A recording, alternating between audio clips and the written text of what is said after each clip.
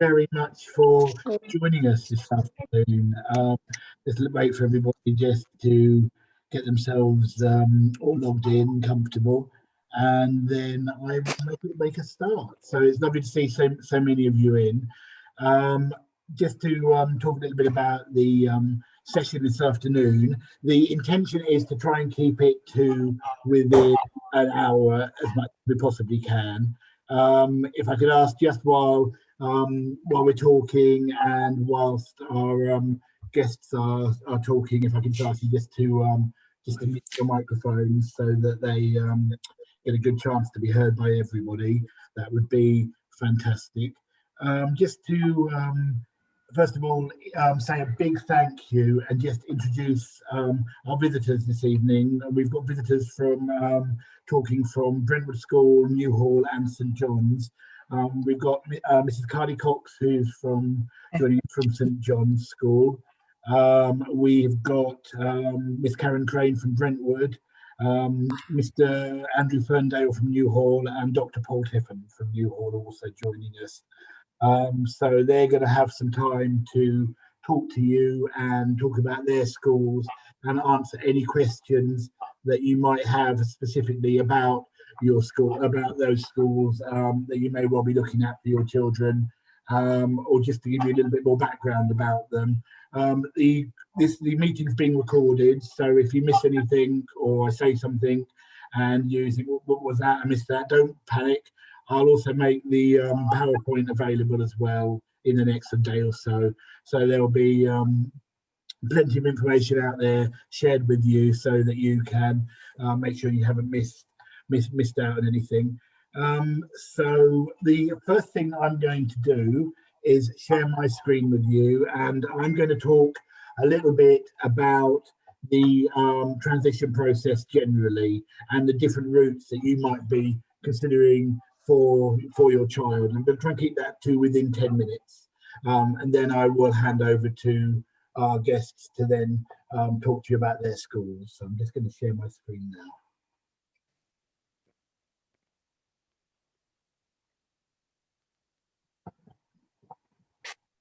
So, as I said, we've introduced our guests, which we're very grateful to have with us.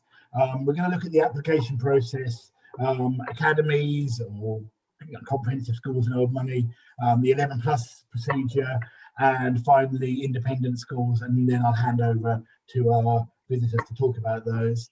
And then finally our class teachers will talk about how they prepare the children for exams for senior school and how we go, what our transition process involves, and then we'll open up the floor to Q&A. You are either welcome to just sort of people in the waiting room. You are more than welcome to either put questions in the comments box or just ask them in publicly, whichever you prefer to do is absolutely fine. So let's start with looking at the different routes that you may consider for your child. So there are basically two main routes. There's the state route and there's the independent school route. And you may already have in your mind that you know that this is where the route that your child is going to take. This is the intention that you have. And you might think that you don't need to hear about the other one. But I would just suggest that there's a couple of things I'd like to say, particularly if you're planning to go down the independent route, which involves the state route, and also one or two things you may not have thought of. So the state route also includes the 11 plus exam. This is something that people don't always understand. If you've been through this system and you've got older children, you'll know this already. And so I sort of apologise in advance, but not everybody will. And I've sort of presumed no understanding because everybody is at a different level, and if I presume a certain level of understanding, then other people may get left behind. So the state route includes 11 plus, but there are extra things that you need to consider for the 11 plus. So let's start with the state academy route. Now, where we are by definition of our location, we have families at Woodlands from Essex, Havering and Thurrock. So depending on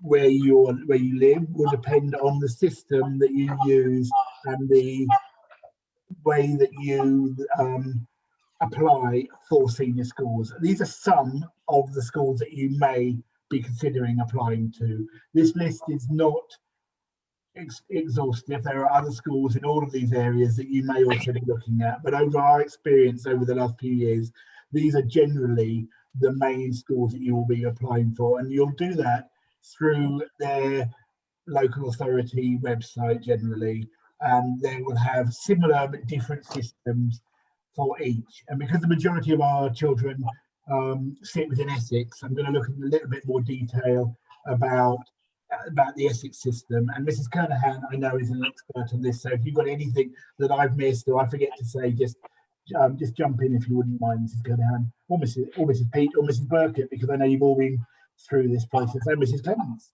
So, starting here, if you're looking at the academy route, and you're looking at one of the state schools in whatever area, this is the Essex version, but Thurrock and Havering have their own. I'm not going to spend a long time going through this application process, but it just shows you that it's at the front of this guide, and it takes you through all of the different dates and all of the different processes that you need to go through. But you need to be thinking, if you're in year 5 now, you need to be thinking, the first thing to be thinking about is open days, is getting to look at those schools, getting a feel for that school, because you may have a school in mind. You may be thinking, oh, we're in Brentwood, I want them to go to St Martin's, that's what I've always planned. Great, and that may be perfect, but have a look at different schools. It's a little bit like when you join Woodlands, you walk, it's a bit like buying a house. It's where it feels right when you walk in, what feels right for your child, where can you see your child. So you need to start with this website. Easiest way is just to go onto this Google secondary education in Essex, and it'll all come up and it will take you through the process, right from completing the application form through to the deadline for giving your options and the 6 options that you choose. We'll talk about that a bit later, at the end of October, through to National Offer Day on the 1st of March. And this applies whether you're doing 11 plus or you're not doing 11 plus, but 11 plus also has some extra dates to think about, which we'll have a look at as well. Another very useful bit of information that you will find in the booklet that we've just looked at is every school in there has a guide, basically a criteria, an application criteria for how many that how many children were admitted the previous year, and their admissions policy. So generally that will start with what's called looked after children, then it may be living in the admissions area, it may be children having a sibling at the school, and that will tell you under what criteria. If we look about halfway down, it says in 2020 the last child was admitted under criterion 3. So that will give you a really useful idea of what the likelihood of your child getting a place in that school is, and what priority they put on certain things like your location and so on. Was there anything else, teachers, that I could add to that, or was that yes? Just under the state school, when you apply, obviously the deadline is the 31st of October. So, but some schools, depending on the school and the entry requirement that you might be trying to go for, if you're out of catchment, or say, for instance, Ursuline girls' school, you're not Catholic, but there are other ways to enter. So they have aptitude tests, whether that's art or music, and you would do those earlier. So you would apply directly to the school for that entry. It's not an automatic given that you will get given that place, but there are other avenues. Don't just think, well, I'm not close, I don't fit that criteria. You can get in other ways. Coopers, Shenfield, Reading Court, they all do a sports aptitude test as well to get in if you're out of the catchment area. So there are other ways, if you know, to be shortlisted. Brilliant. That's a really good point. And also, I put it up here in big red stop sign. Whatever route you're planning, and even if you are thinking independent all the way, things change, and we've seen it time and time again where people's situations have changed. they wanted to go down the independent route for either that didn't work out for whatever reason, and they didn't then have a fallback position. I would strongly recommend whatever you feel whatever direction you want to take your child in, have a state backup. Situations change, and it's always worth having that backup option. If you leave it and you don't put anything down, you'll be allocated some random or the other side of the county. I'm going to do his maths lesson review at 5. It's mostly what he says. I'm not looking at that particularly. I'm more listening to what he's got to say. Would you mind just popping any onto mute, if you wouldn't mind, just because then so that everybody can follow what we're talking about? That would be brilliant. Thank you. Okay, so moving on from that, if we're now going to have a little look at the 11 plus route. Now, 11 plus is the same process, but with extra dates to remember. So we're talking about schools like Keggs in Chelmsford, County High for girls in Chelmsford. There's an asterisk here because they have a slightly different system. Westcliff, Southend, and Royal Grammar School in Colchester, where one of our boys went last year and is doing really, really well. So a real mixture of different schools right across the county, but often you will find that journey comes into it, and location is also a factor in waiting and being allocated places. So just like with all the state schools, you start with the open days. Visit, go and see those schools, join their open days, go and see what they're all about. Then register with the consortium. You also have to register separately with Chelmsford County High, so that only applies for girls. But if you are thinking of looking at Chelmsford County High, you have to apply directly to them, and they do a different test. And that is always the week before the main 11 plus test. It always has been. Results come out in October, but they won't tell you the school that you've actually been offered. They'll just tell you basically how well your child did and how well they had to do last year to get into that school, and that will then give you a guide. Is it worth applying? So it will tell you, for example, that the lowest level that children were accepted into, say, Southend, was 303 points, is the way it's worked out. If your child got that or above, then yes, it's worth going for it. If they were below that, then you've got to give some serious thought to where you want to be. 1 or 2 points below perhaps, but not if they were way off. But it gives you an idea. And they introduced that a few years ago, basically to give you an idea of whether it's worth applying. And you just include those 11 plus schools as part of your 6 state allocation schools. The 11 plus test is 2 papers. It's a math paper with verbal reasoning, math-based verbal reasoning, and an English paper. It's the same date and it takes place within the settings. The only exception is Chelmsford County High. Application via your local authority. There is some weighting in favour of location, and we can give more information about that if you are looking at those schools. Test results come out, so I said October, they come out in December, and then your final place is awarded, and then you find out on March whether you have then been offered a place at those schools or not. So, moving on. The other grammar schools to consider, and some of our children over the last few years have had some success with these, has been the Kent Grammar Schools. Now, it's a big decision to make. It's a big decision when it comes to location. Some families relocate.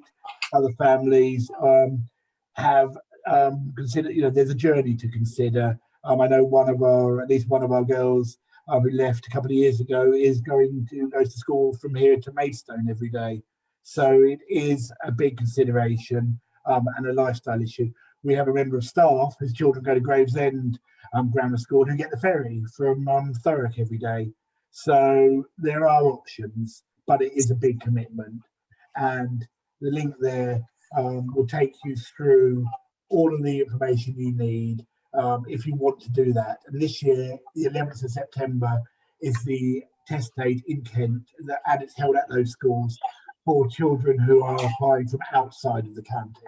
There's a different date for Kent children and non-Kent children. So your children will be looking at the test on the 11th of September.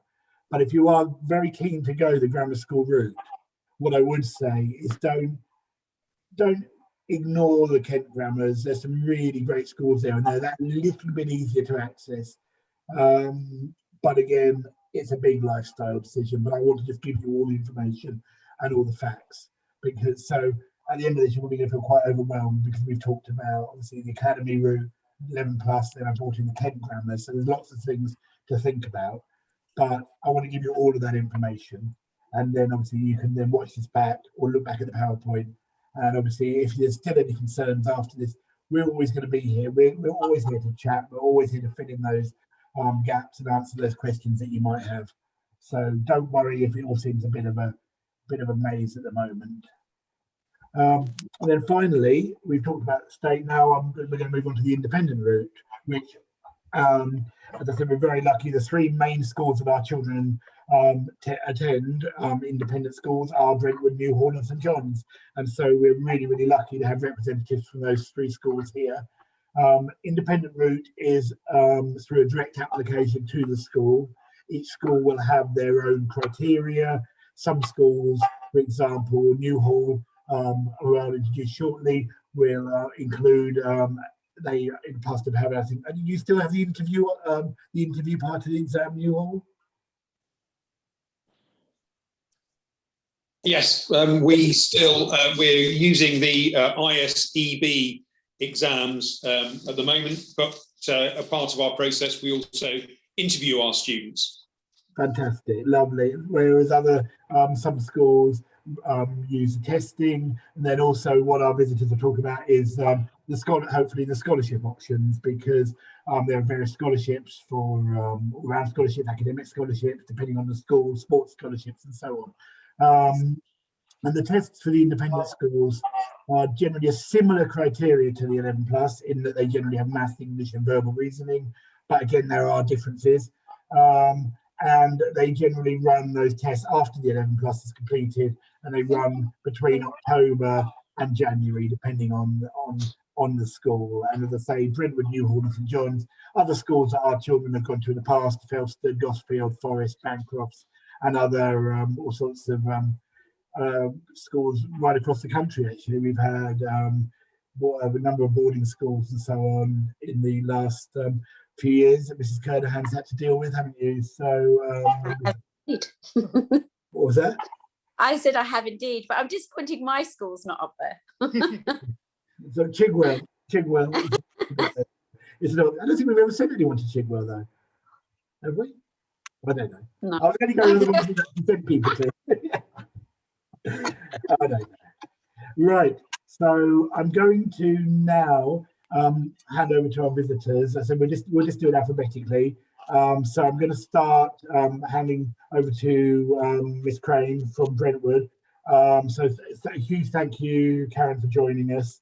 And I will come off the shared screen so that people can see you and not just my screen. And I'll let you have a chat about your school. Super. Thank you so much, David. I hope that you can all hear me loud and clear. I do apologise if the sound is a bit tinny. I'm in an empty classroom at the moment, so my apologies if the sound goes. But perhaps if you just give me a thumbs up that all is good and you can hear me loud and clear. Fabulous. So a little bit about Brentwood, perhaps first of all, and then I'll talk you through our admissions procedures. So if you haven't had a chance to come to Brentwood, please do. We are hosting group tours on Tuesday, in fact every day of the week, but if you particularly want to catch up with me, I'm there on Tuesday and Friday afternoons, but we are hosting group tours for parents to come and have a look around at the moment, so do please come and see us.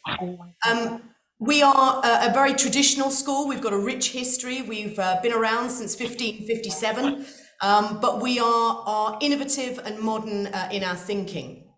But we never forget our traditions. Our school motto, virtue, learning and manners, came about in the 1600s, and that very much guides everything that we do.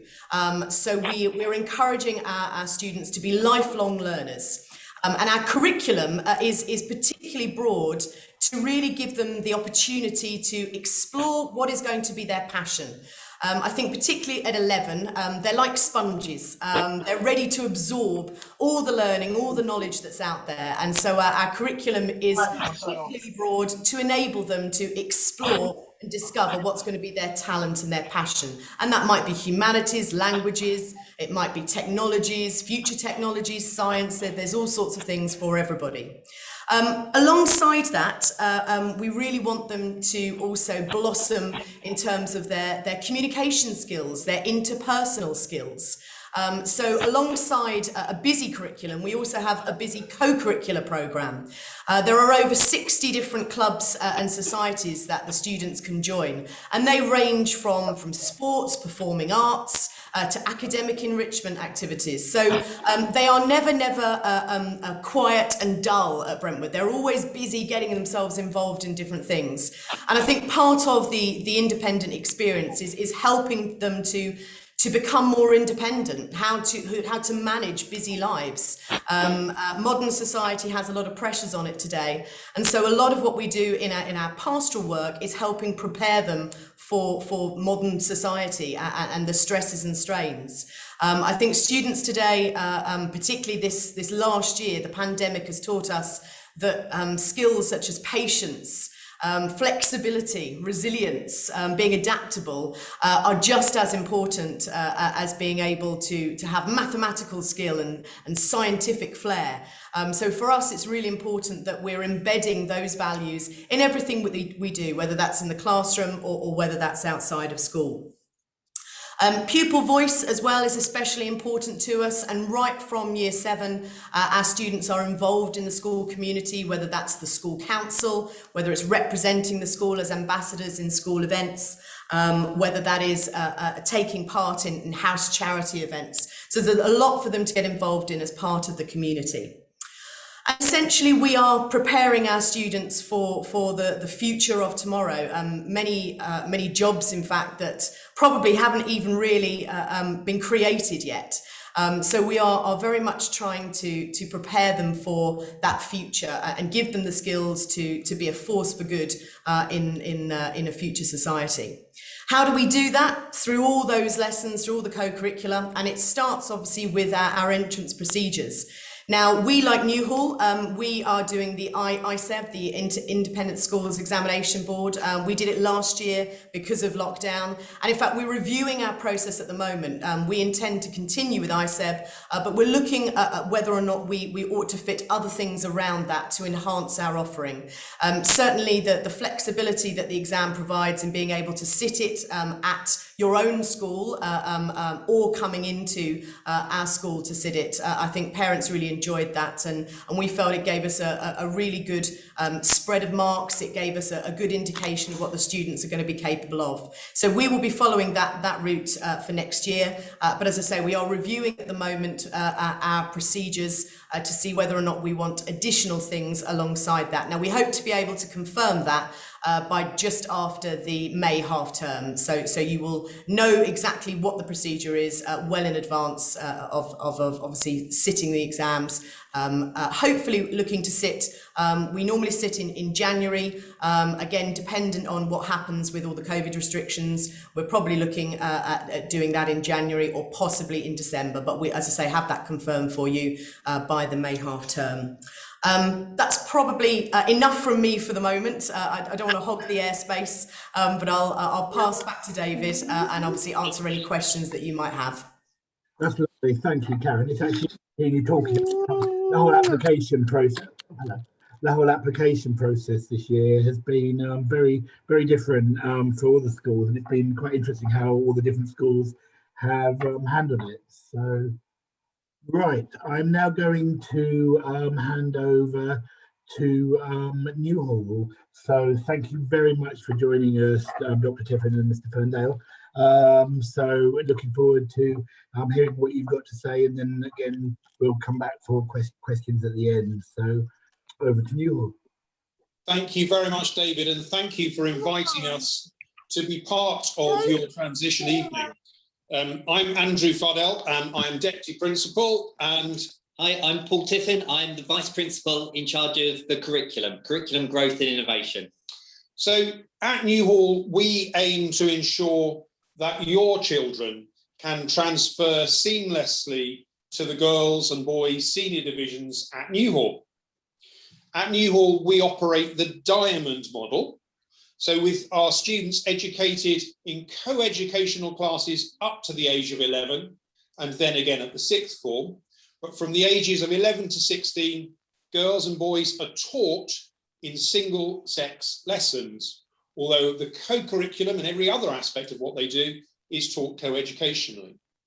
So the main benefits of the Diamond model and 5 years of single-sex teaching are derived from the opportunity that gives us to tailor the pastoral and the academic provisions sensitively and expertly to the needs of the young people going through the physical, emotional, and indeed social upheaval of adolescence. Our students have fantastic opportunities to develop academically and indeed do go on to achieve outstanding results at both GCSE and A-level. Our most able and talented programme caters for those children who excel academically, and our students go on to study at their first choice universities, including Oxbridge, and numbers of our students go on to secure apprenticeships with top London firms. We believe at Newhall in a growth mindset, remaining aware that our students will develop at different stages and at different paces.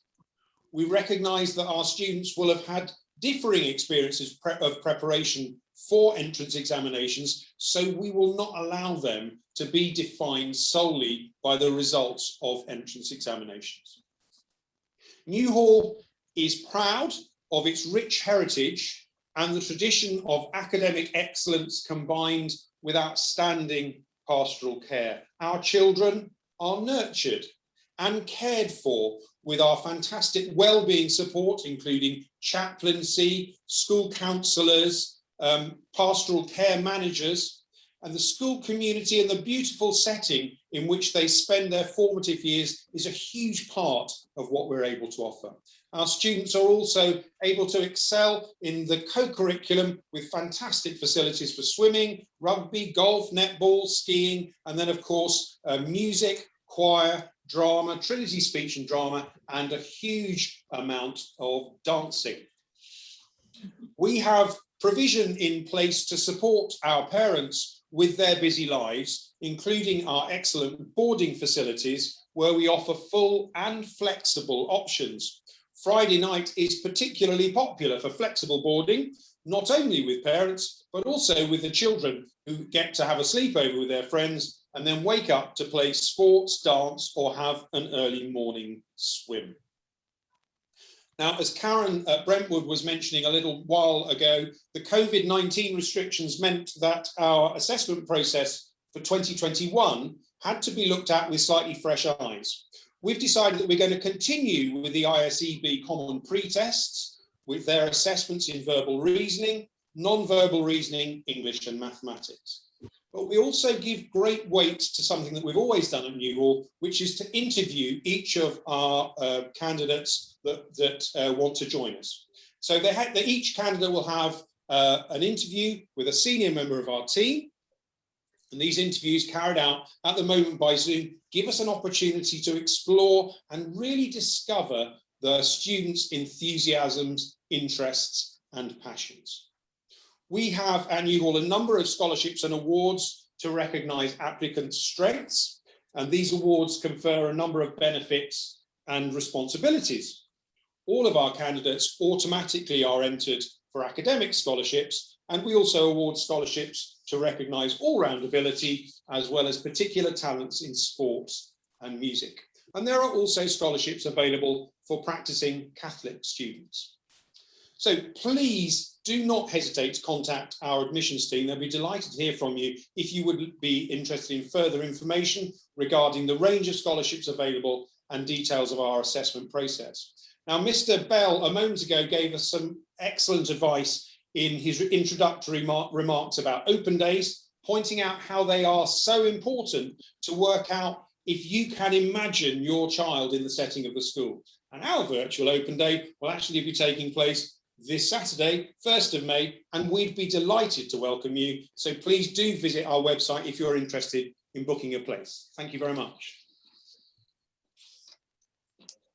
Thank you very much for that. That's absolutely fantastic. And it was, I'm just thinking about, you were talking about the flexi boarding, and it's so true. It's so it's perhaps not that old fashioned kind of image of what boarding is. It's actually something that the children have such a wonderful time doing. And I think it's 2 nights a week. Is it 2 nights a week that is that the minimum that they do? I think is it, or is it? Our flexible boarding model has changed recently, David. So we are much more, as the name suggests, we are much more flexible. So yeah. Our boarding model has changed to reflect the changing needs of our parent body. So many of our parents now, particularly under the COVID developments, if we could call them that, have changed the way in which they work, spending some time in London perhaps or away, and then some time at home. So our flexible boarding is there to support the sort of new ways of working. So we encourage our parents to engage with the heads of boarding to make sure that we're able to support them in their particular needs and their particular family circumstances. Brilliant, thank you very much. Right, I'm going to hand over now finally to Carly, who is joining us from St John's. Thank you very much, Carly. Always for these events. So it's lovely to see you again. So over to you. Thank you. Good evening. I'm at St John's School in Billericay. We are a medium-sized independent school. We generally have a 2-form entry for our senior school entry, and most of our class sizes are around 15 to 16 children per class. We offer all of in terms of curriculum, we have specialist IT suite, we have a Sports England sports hall with all our sporting field. We offer all of the curriculum subjects. I usually follow Karen Crane from Brentwood, and I will say we offer generally the same subjects, I think, except Latin, through our curriculum. We always advise that a best step would be for parents to come and visit us through our open days. We are running open days. We've got an open day on the 15th of May. And we are doing personal tours every Tuesday and every Thursday. So just contact us in the registrar's office and we'd be delighted to take you on a tour of St John's School. In terms of extracurricular activities, we have a wide variety of extracurricular activities at the beginning and during lunchtime and at the end of the school day. And we also run the Duke of Edinburgh scheme from year 9 for all of our pupils. In terms of our entrance request assessments, we operate an entrance assessment which usually runs about the 3rd week of January. We'd ask pupils to be registered by the beginning of December, and we invite pupils in. Obviously that didn't happen this year, but we do our own entrance assessment and we like to meet pupils as well, actually as part of the entry process. We do normally hold a Year 5 senior school taster day, which is usually held in June, but because of the current bubble restrictions, we've actually delayed that, and we've put in a date provisionally for the 23rd of September for a Year 6 taster day. We invite pupils in from all preparatory schools and actually state schools as well that come in and experience us for a day to just see what we're about. And actually it's quite nice because it does settle them before they come in for the entrance assessment in the January. It's nice to see families at an open day, and then for them to come back then and then to come back in the January for the entrance assessment. And I will leave it there in terms of hopefully we'd like to welcome you and see you soon. Thank you. Lovely, thank you very much, Carly. That's lovely. And again, I think we're all echoing that same thing about how the importance of open days and how much they matter. And I think it's great that we've been able to we're in a time when we can at least we all can take our open days online and offer it virtually. But I still think there's nothing quite like getting into the school and actually seeing it. So that's great to hear that we're able to bring our Year 6s along, because I know I've attended those events in the past when I was over at the other Woodland schools, and they've always been really, really nice events. So that's superb. Right, I'm going to now, if they're all right with everybody, hand over to the teachers at Woodlands who who get your children ready basically for this next stage. Now, obviously, Mrs. Kernahan and Mrs. Clements in year 6, Mrs. Burkett and Mrs. Stanley in year 5, and Mrs. Pete all, and even beyond before that really. But I felt that was probably enough and staff to keep in for you to hear from, to talk about the different things that they do and how in year 4. Mrs. Pete starts getting the children used to the tests and the different ways that they're going to be assessed, and how that moves on, and also how a big part of year 6, particularly the second half of year 6, is about preparing the children emotionally and mentally, and particularly this year, with everything so different. A lot of work. I know Mrs. Kernahan and Mrs. Clements. Parents will leave things. He had his daughter last year, but his wife went back to work. So I'm going to hand over to Mrs. Kernahan and the other teachers to talk a little bit about some of the things that they do. Do you want to start, Mrs. Kernahan? Okay, I'm happy to. So as Mr. Bell has said, we prepare the children from a very early age. We introduce books along the line of Schofield and Sims. We've had bond assessments. We do all sorts of different skills based from even as young as year 1 and sometimes reception. We do formative assessments from reception upwards, summer exams from year 1 and October exams as well. So they're used to testing. By the time they hit year 4 and, well, especially year 5, then once they've met they might do 1 test a week. Then by year 5, they might be doing 2 forms of testing a week. By the time they hit year 6, they're used to the fact that they have that. They take it for granted. They don't moan. Well, not to your face. And we do 3 tests a week, literally from September to January, to make them fully prepared. So, and a variety of tests, because as you've heard, it's a variety of different forms of assessment that the different schools do. And we've got to prepare for all the different types of schools. So there's not one fit for all. We've had years where children have, as Mr. Bell had said, I've done references or types of testing for Eton, for Harrow, for boarding schools as far as Bath, for Chigwell, for Bancroft, for Felsted, for Forest, for Brentford, for Newhall. I mean, countless. And they all do different tests. So you've got to make sure that you cover all of that. Some children have taken the ISCB, but not the pre-test, the ISCB main test, which also incorporates science. So we've had to make sure that that's up to the correct level as well. So they are used to both. Thankfully, I think our children were really prepared this year for the fact that it was online, because our INCAS tests in October are an online test. And then our summer tests are both paper and online. So when it went to being remote, and we were able to facilitate children sitting the ICB pre-test for Newhall and Brentwood on site at school, making it a more familiar surrounding, they were at an advantage, I felt, because they were used to that style of testing. So the books that we use, the extra supplement curriculum, the homeworks that might go home, progress tests and comprehension booklets and all sorts, gears them towards the testing that they might do. And I know if some children are just, I say just, don't take it that way, are going to go to states, but being used to testing, let's be honest, anyone in the senior setting, no matter what school, they have to be tested.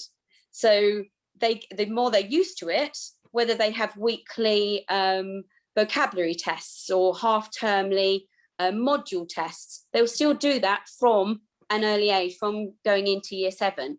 So we often get the positive feedback that the children don't have a wobble in those initial terms because they're used to that grounding that they have had. So that's how we prepare them. Anyone else? Would you like me to continue? And this is working. You were talking a little bit about what you do, and actually, I think people always perceive that the year 6 is that really tough year, and it is. But equally, a lot. If you think about say the 11 plus, obviously the children have only Mrs. Kernham's only really had a couple of weeks with them, so that really a lot of that really tough work and that preparation going on, particularly this term. This is the term, isn't it, for year 5, Mrs. Burkett? Yes, yeah, it absolutely is, Mr. Bell. As you've heard, the 11 plus test takes place in September, so we have to make them as prepared as possible in year 5 for that. Now, obviously, when they're coming in from year 4, they're still fairly young, and so we start building up from their learning their skills, really digging down to what the skills are that they need to be able to sit the test, to be able to break those questions down. So we will spend a good term really working on the skills of solving these problems. We will then move on to one test to 2 tests a week. We will make sure I have set aside 4 prep sessions a week, so we have ample time to go through a test and then to sit and go through it to see where our the gaps are in our learning, the things that we need to go through. I encourage the children to take the test home so parents can also see where the children are. We then build up into the summer term to working on 3 tests a week. And again, that we have the opportunity to go through and to look and see where the gaps are, because it's individual to each child, so that they can understand where their weaknesses are and where their strengths are and what they need to focus on. But it's not just about tests. We also gear our lessons around preparing as well. So I've been doing something which is called Book Talk, which I did a lot of training on over the summer, where it's an oral comprehension. So it helps build the children's skills. They are looking at books and texts, and they are looking through a particular lens to focus on something. They will then orally discuss with their the other children in their group, and will be able to pinpoint links and areas within a text with a specific focus, and make a link to quotes that will back that up. So they're already showing you that point, evidence, explanation that they will be working towards and doing in senior school. So I think that really prepares them well. Build on from the English that they will have been doing with Mrs. Pete, they'll have a really good knowledge of all the features of the English and different genres of English. And in year 5, we really focus on writing for a particular intent. So it's not just writing with those particular features, it's about choosing your words and your language to really fit and show what it is you want to say. So it may not be a massive expanse of writing, but what you're writing is really well chosen and incorporates the technical skills as well as the creative skills that you will need, especially in those short pieces of creative writing that you often get in the English tests as well. We subscribe to Inspire Maths, which helps us prepare the children for leading up to that maths mastery. That it shows a really great depth of learning from the skills, going through some really challenging problems. I know that I had some parents last year when we were doing virtual lessons. One of the parents contacted me and said, I've got a degree in accountancy and I can't work this out. And we sat and talked through it. And so those questions are incredibly challenging for some of those children. So we're able to match the ability really across the range of the maths that we offer. I offer a creative writing club. So again, that we can pinpoint and allow children to develop their writing skills. And we also use Atom Learning. We've been using something called Atom Learning this year, which it's been amazing. It's specifically it's an online learning platform that's specifically based on for 11 plus, and it allows the children. It allows us to set. We can use it as classwork or homework.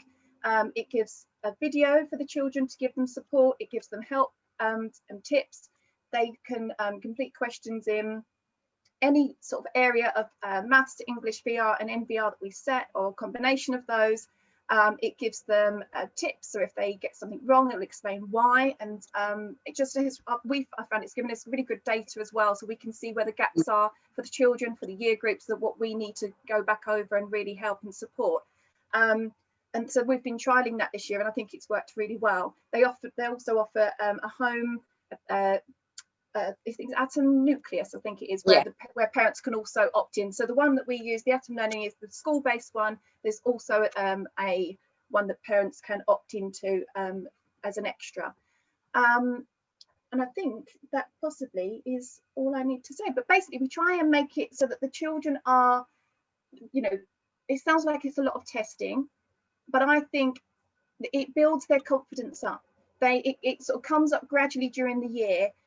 So the point is that they are very happy to sit a test. They're very happy to look back and say, right, these are the areas that I'm weaker in, these that I'm stronger in, and to, you know, look at taking that learning ownership. Because if they are wanting to do the 11 plus or wanting to do the entrance tests for some of these for the independent schools, the children have to show a commitment, because it is work that needs to come from them and a desire that needs to come from them. And we found, you know, the children really enjoy seeing the progress that they can make, and seeing that their scores can improve. It is taken on, you know, nobody compares against the top person. It's about their own learning journey. So if you was, you know, getting 50% when you start, we want to aim, you know, to get you up to 50-60% and more. So as long as you are gradually improving and showing that you are taking on board the learning that you need, then you will show that progress as you go through, and the children really do rise to that challenge. Thanks, Mrs. Burkett. I think that's absolutely right. It sounds in a way, when you condense it all like that all the children are doing is sitting doing tests, and actually we know that that's not true. There's a huge amount of creative work that goes on in year 5. I know, particularly with the writing that you do and so on. But equally, obviously, we're here to talk about that, so it sounds like it is. But everything that's going on, really, in different ways, is all about preparing them, isn't it? And getting them, you know, developing that writing, that reading comprehension skills, whether that's coming through reading for pleasure or whatever. It's all about building on those skills. And finally, Mrs. Pete, I'm gonna bring you in to talk about how you get them. I feel like we've gone backwards. I was expecting to be first. You've thrown me. Sorry, yeah, we should have started with you, really. I do. Yeah, yeah. Just following on from what Mrs. Kernahan and Miss Burkett have said, I kind of get them started on that journey towards doing tests more seriously than they have been previously. And I look a lot at the beginning. We do quite a few word games, number games and logic games, just to make it a bit fun in the first place, to show that they can use that kind of thinking that they need for the skills that are required in the tests. And then I start looking at the different types of questions that they might see when they come to do the tests. We spend a lot of time breaking down the strategies, working as teams to find out, well, what strategy could you use to do this? Sometimes with some of the non-verbal things, we've used practical resources, particularly with the nets and things like that, just because they're more difficult to see, so that they can see it practically first of all, and then be able to visualize it themselves. And we start then, I do some timed writing with them, so that gets them used to any English tests that they might sit as well. And look, the Inspire that we use is really good at helping them to do the maths questions that they might see as well. I set aside about a session a week at the beginning, and then towards the end of the year, I'll put in another session in the timetable to build up that time slowly for them. And it is really sort of preparing them for the work that Mrs. Burkett does in year 5, because it kind of takes that next step up. Every time they go up a year, it's kind of a next step up, a little bit more serious, and then the next step up kind of thing. And it's just sort of building up that resilience for them, so that as well, if they then see a problem in a test that they think they haven't seen before, they can then look and go, oh, well, this is similar to what we've done. How did I do that one? And focus on those skills and strategies that in an exam, that if they can't do it, move on, go back to it. Spend this long on this type of question, go back to it, and things like that. It's just giving them those strategies that will help them as they go up into the next year groups and go on to sitting any exams that they might sit, really. But I think That's kind Thanks. of. Thanks. No, that's perfect, Pete. Thank you. Yeah, you're right. I apologise. We really should have started with year 4 and worked up to year 6. But I think the message, I mean, I just want to reiterate the message actually, I think that Mrs. Burkett was alluding to, that, you know, it's about attitude. You know, we will do, and you can see, you know, we've got an amazing team in our junior department. I think probably the strongest team we've ever had.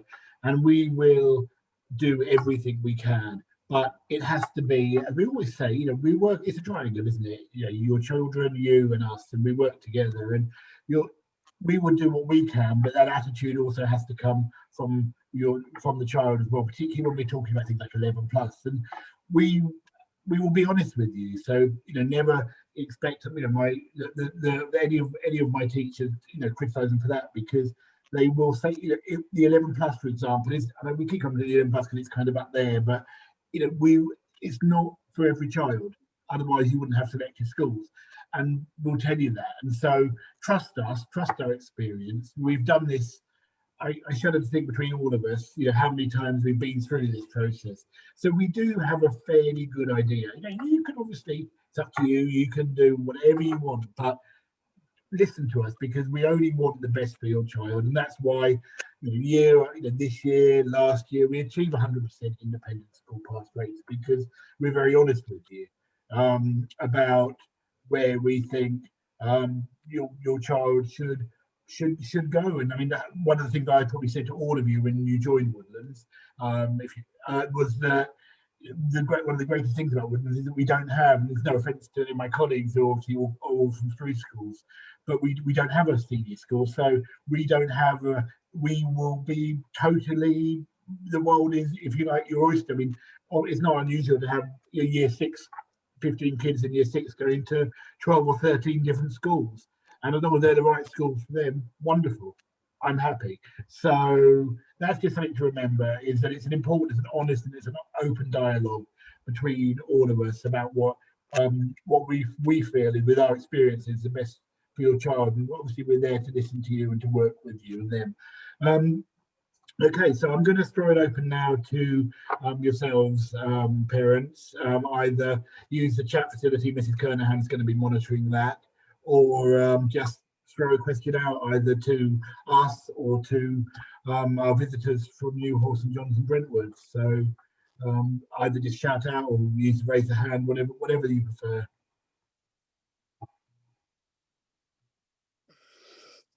Who's going to go first?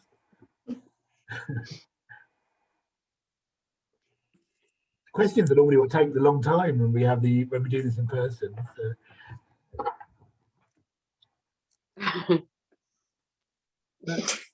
Just me laughing.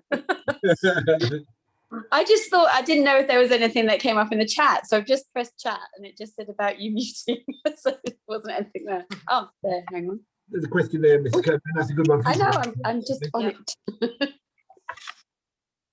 Will you get them ready? Oh, yes. That's a good question. Will we get them ready for interviews? Yes, we do. And we also ask Mr. Edwards, who is on this at the moment. He helps prepare for interview techniques in his drama lessons as well. So they are prepared in that way. And with LAMDA too, and those children who go to LAMDA, I often ask Mrs. Parker to concentrate on that as well in their lesson. But we tend to, those who are going for Newhall, for instance, who we know is a presentation rather than an interview, we do get them to practice in front of one person initially and then in front of the class, because if they can do it in front of their peers, they can definitely do it in front of a stranger, because it's more embarrassing in front of your peers. And we get them prepared for for Brentwood, as we know, it could be a scholarship interview, or it could be a borderline interview. So that type of thing, we do prepare them. Fantastic. Our next question, I think, is probably for our visitors from Brentwood and Newhall, and that's just asking, is the exam currently the same for Brentwood and Newhall? And I presume that refers to the ICB. So I'm guessing that it probably, at the moment, the children, I know certainly from the experience that we had this year, children that applied to both schools only had to do the ICB once.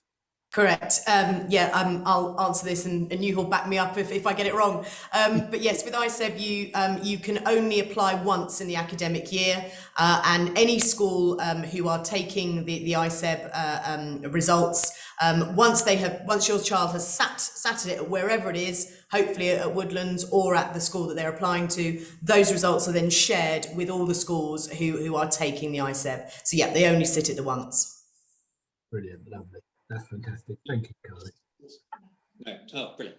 The just kind of to add to that, absolutely right. So you only sit the ICB on the one occasion, which I believe Woodlands would do in that. For us, in terms of the interview that associates with that, and the other kind of parts of that will happen all around the same sort of time towards the end of November, December, and that side of things. And quite importantly, that gives an opportunity for us to kind of explore the students alongside the reference from their current schools to get to know them, because it's not all about the test. Yeah. Thank you. Fantastic, thank you. And then what do you do? A slightly different system, don't you, Carly? I think at the moment, obviously. Yes, we do. Yes, so we have we normally have our entrance assessment. It's usually around the 23rd of January, and it's an English, maths and non-verbal reasoning paper.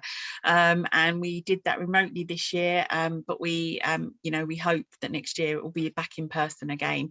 And then we usually actually get the children together on small group interviews, so that it's less intimidating, and they're all sitting, there's a little group sitting together, and we'll meet our senior management team. Brilliant, thank you. Next, so I'm taking over, Mrs. Kernhan, you were doing the question. That's okay. It was, the next question though is geared towards Karen. Sorry, Karen. It was about how many places are there for Year 7 children at Brentwood, bearing in mind those from the prep moving up. Yeah, so we have about 80 pupils in our own prep school, and in an average year, Brentwood takes in, we have spaces for between 180 to 200 students. So therefore, if you take our prep out of the equation, there's still plenty of space available for students from other schools. And indeed, we do make sure that within the forming, that those our prep school students are spread equally amongst the forms. And we have, usually it's 10 form entry, 6 boys, 4 girls, or 5 and 5. We aim for 10 form entry, and that keeps the class sizes at around 20. That's lovely. Thank you for that, Karen. That's brilliant. And that actually, that's a really important message. Actually, that I actually really keen for our parents to hear. That actually, that obviously getting into Brentwood and getting into the prep does not, they've still got a very good chance of joining Brentwood. It doesn't guarantee their entry. They can still be at Woodlands till Year 6 and then still have a place at Brentwood. So. Because I know that that's kind of obviously in the past some parents have said, oh, if we leave early, does that guarantee us entry or whatever? So that's great to hear. Thank you. The same question has been asked for Carly.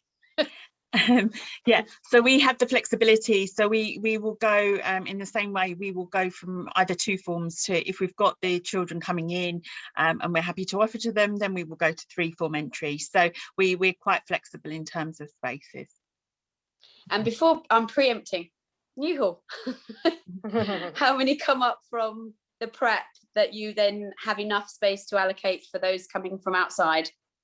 So we have 3 classes in the prep of boys and girls, of whom a significant proportion will come through, but not indeed all. So we then have 3 classes of boys and 3 classes of girls, so effectively double the number. So that means that there are at least 65, 70 places available for students coming from different schools, and we have students joining us from a wide variety of schools, and some 65 to 70 places that will be available each year.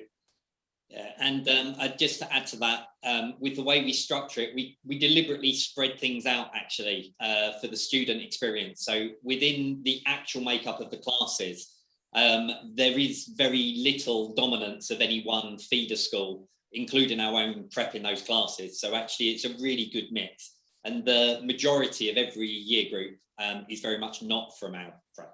Yeah. Thank you. Another question for Karen. what was the pass mark for a successful entry this year? We don't have a specific pass mark. It's something that we don't actually tend to dwell on numbers because I think that then becomes can become quite divisive when you're wanting to know what particular number and score that you've got. We like Newhall, like St John's, we like to get to know the children as individuals. We obviously see their scores coming in. We look at also their school reports. We know what a particular score, we've been doing this for many, many years, and so we know what that score is likely to translate to in terms of GCSE points, and therefore are they going to be able to access our curriculum fully. And so we don't have a set number each year, unlike the grammars, who obviously have a particular number of points that you have to score. We don't have that, and again, we do like to get to know the children individually and see that the whole package. It's not just about hitting a particular grade in order to get in, and obviously it does also vary in terms of numbers each year. This year we had a bumper number of students sitting, and so that mark, there might be more students next year, there might be less, so we don't get into the nitty-gritty of numbers. Lovely. Another question has come up about, are there any specific circumstances that allow you to be a boarder or to board at your schools? We could answer that from a Newhall perspective. No, there are no specific circumstances. It is entirely based on the family circumstances, but also student preference. So we do genuinely have boarders whose parents live or walk away. There was one student who comes in on a weekly basis, who cycles in twice. So he has 2 bags. He cycles in once and brings the first bag, then he cycles back home and brings his second bag, and he stays for the week, and then he cycles home at weekends. But clearly also we have people who board with us for a longer period of time because their parents are living out of the immediate locality. And then, as I mentioned earlier, the flexible boarding allows people to opt in and out, and that's regardless of their geographical location. Thank you. For Brentwood, we have a very small boarding provision. We have about 45 boys and about 26 girls. So we don't actually start boarding until year 9. So you can't board with us until a little bit further on. Great, lovely, thank you.